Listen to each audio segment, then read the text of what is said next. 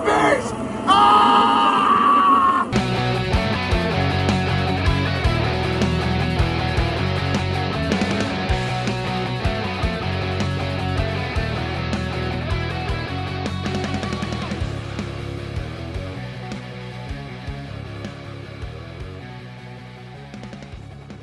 Hello, everyone, and welcome back to Not the Bees, the Nicolas Cage filmography podcast. I'm Elizabeth. I'm Megan. And this week we watched 1996's The Rock, starring Nick Cage, Sean Connery, and Ed Harris. It has 67% on the tomato meter, and our synopsis is FBI chemical warfare expert Stanley Goodspeed, Cage, is sent on an urgent mission with a former British spy to stop General Francis Hummel from launching chemical weapons on Alcatraz Island into San Francisco. That's all you need to know. The synopsis goes on, but we're not going to go on because that's all you need to know. It's really all you need to know. I mean, you do need to know also that Nick Cage's urgent mission is with a former British spy, John Patrick Mason, who is played by Sean Connery. Yes. So it's Cage, Connery, and Harris. And I mean, first and foremost, regardless of it being, a Nicolas Cage movie, I will watch anything with Ed Harris. Yeah. He's absolutely amazing, and I fucking love him. He's great. So the second note I had written down was, holy hell, this cast. And I want to take a second and define a term that you and I use a lot that maybe our audience isn't so familiar with, and that's, hey, it's that guy. Yeah. Hey, it's that guy is any actor that you have seen in a million different things, but you don't know their name. Mm-hmm. And it could, so for me, Garrett Dillahunt for a really long time was a hey, it's that guy. The entire cast of Deadwood was a hey, it's pretty that much guy. Yeah, at one point in time, yes. For a really, really long time. But the cast, I'm gonna pull it up real quick. Yeah, it's overflowing with hey, it's that guys. It really is. Like, I mean, my personal favorites were John C. McGinley, who is one of the Bobs from Bob and Bob from Office Space, or Scrubs is probably where most people will know him from. David Morse. Does David Morse age? Because I have a theory that he is his generation's Paul Rudd. Like, literally. But this movie also has John Spencer, William Forsythe, Michael Biehn, Tony Todd, Bokeem Woodbine. Yes. He is fantastic in everything I've seen him in. It's so good. The cast is so good. So that was my second note that I wrote down. Holy hell, this cast. My first note was, ugh, Michael Bay. It literally was my first note was, oh God, it's a Michael Bay film. But my husband pointed out something really, really key here, which is this is Michael Bay before he got his hands on CGI. Right. Yeah. This is all practical effects. This is what you had to work with in 1994, 96. 96. Yeah. Which means that the explosions are really good, practically enabled explosions. Yes. And yeah. No, I mean, you're right in a lot of ways. I do have some problems with the movie. Overall, though, it was really good. It's really good. It's really good. Like, I love how Nicolas Cage is described as this, like, mild-mannered FBI, like, scientist. And, like, no the fuck he is not. No the fuck he's not, bitch. Like, he is unhinged. I love how he refuses to curse. I have so many notes about how he refuses to curse. Like, it's just freeze, mister. It's so cute. It's not cute, though. It is. It's adorable. It fits his personality so well in this. I mean, that's fair. Like, he's just calm under pressure. This is why he's an FBI chemical weapons expert. Like, they show it very early in the film. Well, let's not skip to that yet, because I want to talk that it is the opening scene where they go to the naval weapons depot. Why does the Navy have this? It was my first question. Why wouldn't the Navy have that? It's just weird. But it's tightly paced, it's well directed, it's a great action scene, and they get in and they steal a nerve agent, they lose an agent, and you can see visually that this is really bad shit. This is really bad nerve toxin that you do not want to fuck with. Yeah. And they set the stakes really high really early on. And then the next scene they cut to Stanley Goodspeed in his office, and he's having a little bit of banter with his new trainee, and they go in to defuse a bomb that has sarin gas, and he is so cool under pressure. He is so calm under pressure. And Yeah. I love that kind of feeds into his like not cursing thing, right? That he is just so I am just calm and assured, and I know what I'm doing, and you need to calm down. And it Yeah. just so good. It was so good. And it Yeah, really sets the stakes very early on. Yeah, the urgency that the movie started with, like, it continued through the entire film. There really wasn't, but it also didn't feel rushed at the same time. It was just, there is a sense of urgency. This has to happen very quickly. And I think that the time frame in which all of this takes place is like 36 hours or something. Yeah. Yeah. So, like, the pacing matches with the urgency that was given to us, and I loved that about this. The car chase scene is with the trolley. Excellent. Yes. With the oh my god. Like, so watching this movie, again, mostly familiar with Michael Bay and his CGI work that, you know, we've seen in the 2000s. But, like, I'm sitting there watching this, and then the trolley gets involved, and I'm like, there it is. There's Michael Bay. That's what I was waiting to see. Because they not only gave, like, the trolley driver, like, 2 or 3 lines. Oh my god, my baby, no! They blew it off of the track. Yeah. And it went, like, spinning in the air. That was so good. That was so good. And crushing a lemon yellow Ferrari, that was great. That was a great scene. I am looking to see, where is it? So this is the second movie that Michael Bay directed. His first is Bad Boys. Mm-hmm. And I would say The Rock is definitely better than Bad Boys. I would say The Rock is Michael Bay's best film. And everybody gets one really good film under their belt, and then they can make a lot of shit afterwards. But The Rock is definitely Michael Bay's best film. It's definitely up there. I haven't seen every one of his movies, but as for the ones that I've seen, it's definitely up there. Before the chasing scene, when they were going through the hotel when he's trying to escape. Yeah. And they're going down, like, the escalator and, like, into the kitchen.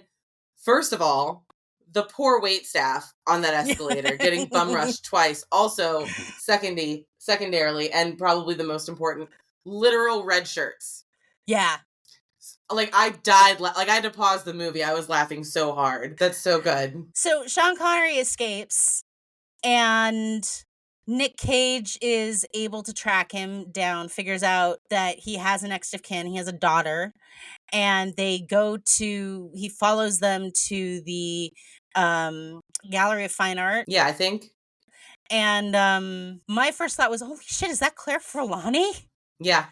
It's Claire Forlani! Where has she been? We're getting a lot of Nick Cage in this movie. We're getting a lot of Nicolas Cage in this movie. Like, I made a note of that too, where we have him. He's not just smart, but, like, incredibly intelligent. He's also crazy. He's also, like, shy and nervous, and also very human. Yes. Like, it's a very well-rounded Nicolas Cage experience. Like, when they tell him, you know, Doc, you're going with us, and the next scene is him throwing up in the sink, like, that is the normal reaction I would expect a human being to have. Exactly. And he plays it really, really well. So they make their way to Alcatraz. Sean Connery showing them how to get in, and it's like every bad TV trope you've ever seen about how to get in or out of a place. It reminded me of Galaxy Quest, the scene in Galaxy Quest where she's like, well, fuck this. Yes. Who put this here? Well, it's on the show, so it has to be here. I have to roll through fire? What? Yeah. No, it's a little ridiculous, but like I'd like to actually go back a little bit because we sort of breezed over the whole Connery part up to this point. So Connery's part, for people that might not know, he is a prisoner, and the Rock is also a colloquial nickname for the prison Alcatraz, off the coast of San Francisco. So it turns out that this character that he's playing is a former SAS officer, British Secret Service, and he was imprisoned on Alcatraz for stealing secrets and not giving them over. And he was in this movie is supposedly the only person that has successfully escaped Alcatraz and was then recaptured. So the whole scene when they're trying to provide him with this like document, like, hey, help us out with this, get us into Alcatraz, and we'll pardon you, blah, blah, blah. That scene was actually really good. And I was really digging his like villain vibes and like the things that he was saying and the way that Nick Cage's character connected with him through the glass, like with the philosophers and stuff like that. That was honestly really smart writing. It was. It was really smart writing. The first interaction between Cage and Connery in that room, and then the whole thing with the quarter, really, really good. I will say I feel like this is a smartly written action film. Which is. You don't see too much of anymore. But it is smartly written. Like I had written down at one point, who's paying these guys? Because there's this whole scene where Ed Harris is like, you'll each be paid $1 million. And I'm like, who's financing this? And then the very next scene, he's asking for $100 million from the U.S. government. I'm like, that's how he's getting the money. We see. Right, I see it. And then once we get into to Alcatraz, and it definitely is like one of those situations you're like, why is this here? And then once they finally get in, and then immediately they fuck up and they get discovered. Obviously, because they're in the shower room and they had to ding a little. What did they call it? The motion sensor. I can't remember what they called it. It was so tense. Yeah, that scene is so tense. It has no right to be as tense as it is. No. But like they think that they've gotten in, but the bad guys know that they're there, and the bad guys are running down there, and then the bad guys have the high ground, and our guys are down in the shower, and they're trying to appeal to reason, and it's not coming across, and then it's just a shooting gallery. Yeah, it's the shower shootout scene is probably the saddest scene in that whole movie. Yeah. Because like you can feel, I mean, this might upset, some people, but like you can literally feel the conditioning from both sides. And it's thick. It feels thick. Weighty. It feels weighty. Yeah. The conversation that they're having feels like it has heft to it, which is not something that you get from every action movie. Especially not ones, I mean, we do get a lot of stuff with like honor and duty and stuff like that when it comes to things that involve like the military. But this really wasn't like a military movie. No, but Ed Harris as the villain has a very well-defined goal. Like he knows what he's going for. He articulates it well. The audience is not left out of his decision making. We know exactly where it's going and how it's going and why he's doing this. Yeah. Which was refreshing to see from a villain. Yeah. Because so often you get I'm just a villain, blah, blah, blah. Even if it was almost 30 years ago. But like, I mean, like you said, we don't get this kind of stuff from our action movies really anymore. And I mean, for the most part, I mean, even if we talk about, the bigger, like most popular ones of today, John Wick, for example, it's really just about the fighting. There's not, some of it is very clever, like in 2 when he does like the sommelier, the weapons, like that's fine. But it's not really about the dialogue or the story. It's just about the fighting. And this film was done in a time when they actually gave a shit about the storyline. John Wick's entire motivation is they killed his dog that his dead wife left him. Right. And it's been 4 movies now. And it's been 4 fucking movies. And he has a new fucking dog. Yeah. Like, yeah. So it's not the same. Not that we don't love you, Keanu. I love John Wick. I love John Wick. Yeah, John but it's Wick is just a not lot the of same. fun, but it's not the same. It's It's not the different same. kind of action movie. This is a smarter action movie, which I was pleasantly surprised by. Yeah, I was too. And I love how Nick Cage's character isn't, you know, just a scientist or just some actiony field agent. Like he is a reserved, like incredibly intelligent, but also I will kick your ass. Like I will go and do things, even if it's not well coordinated. I'ma still do it. It's a good character. They also give him a life outside of the office. Yeah. They explain that he's With a conflict. Beatlemaniac. Mm-hmm. And he's got, he's ordering this $600 album that his girlfriend would never approve of, and he had it shipped to the office because she'd never approve of it. And then they show his home life, and they show his girlfriend, and they set up stakes by having her come to San Francisco because he thinks it's going to be a field exercise. Yeah. So she's in the thick of it. He's in the thick of it. Sean Connery's daughter is in the thick of it. You're talking about sarin gas, which is going to kill, or VX gas, which is going to kill 70 to 80,000 people. Yeah. The stakes are really high, and they present them in a way that makes it feel tangible. Agreed. 100%. So the Marines infiltrate the shower room. They all end up dying. And then it's just left to Mason and Goodspeed to find the rockets and disarm them. And the bad guys know they're there. The bad guys are trying to find them. This isn't like a stealth mission anymore. Yeah. And it's basically a race against the clock at this point. It's a race against the clock, yeah. Yeah. And then Ed Harris gets cold feet. He launches one of his rockets that still has the gas on it, and he aims it at Oakland Coliseum, and they're going to blow up a Raiders game, and at the last minute, he diverts it, and it goes into the ocean, and I have written here in my notes, how much marine life was just vaporized? Literally, first thought, how many things did he just kill? Yeah. Like, regardless, you're still killing something. Like, which also the brings bay up, would be uninhabitable. You could not swim there, you could not boat there. No. You could not eat the fish there. No. None of it. You could not do any of it. So he's just destroyed a huge part of San Francisco's economy.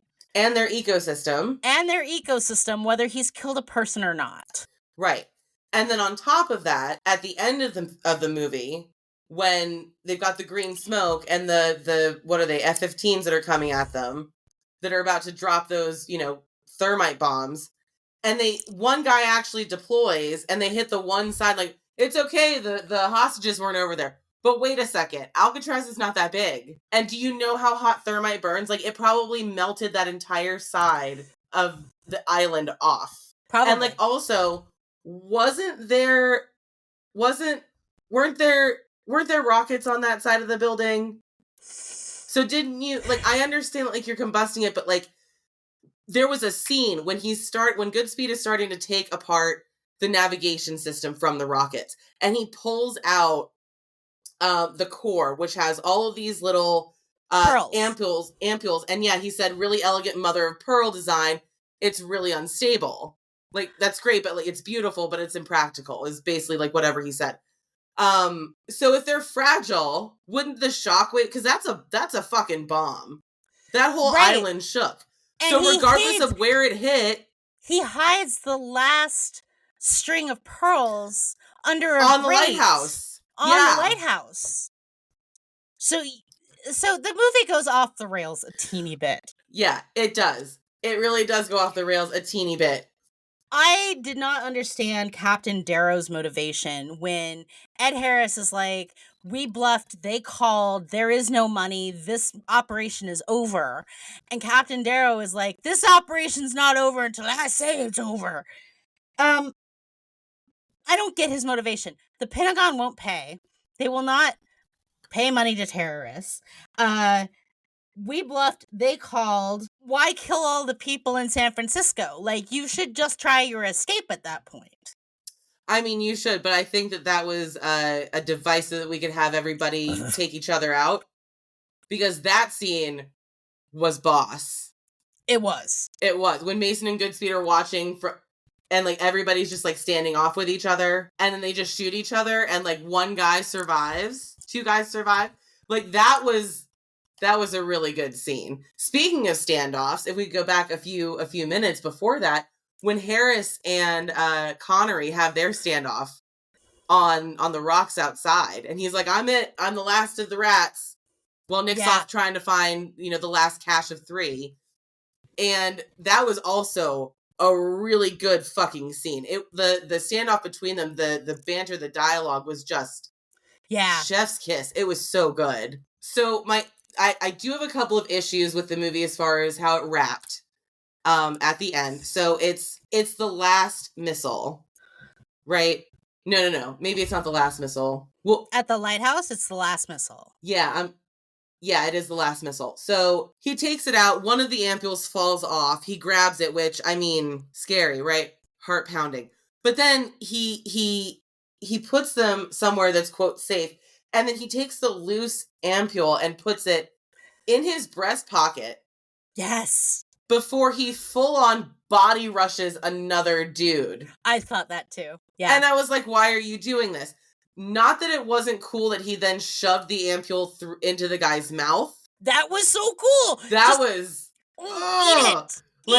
He's like, I've killed one dude, and now I'm like, I have a taste for it. Let's see how like unhinged I can be. That was awesome. And then he comes full circle by being able to stab himself in the chest with the atropine. With the atropine, which he couldn't do when he was in the glass cage before. Right. Because he was too busy with like, get that shit away from me. Yeah. Get that stuff away from me, because he doesn't curse. Yeah. But then he stabs himself in the heart with it and is able to get out and light the beacon to let them know, I've done it. Yeah. Green smoke. It was good. But yeah, I have a problem with that. I have a problem with the sheer physics of dropping those 2 bombs on one end of Alcatraz, not impacting the rest of the very small island. I mean, some of the stuff was just, it was just largesse, but overall, I really, really enjoyed the movie. It had really good death scenes. The death scene where Tony Todd's character, it's the second to last missile, and he's already got the guiding system out. And they're like, oh no, a second missile launch, but it just goes down into the water, and he falls from it and gets impaled on the post of one of the chain. Oh God, that's so fucking good. It was so good. This is by far the best movie we've watched so far. So far, yeah. Also, at the very end, the last scene where they go to this very particular church. Yes. To get married because she's Catholic and she has to be married before she has the baby. No, they didn't get married there. He just stole the thing there. Their car said just married. Yeah, they had gotten married and then they went to that chapel and Do we know that though? Do we know they didn't get married there? There was not enough time for them to get married. There was not enough time for them to get married there. I guess not.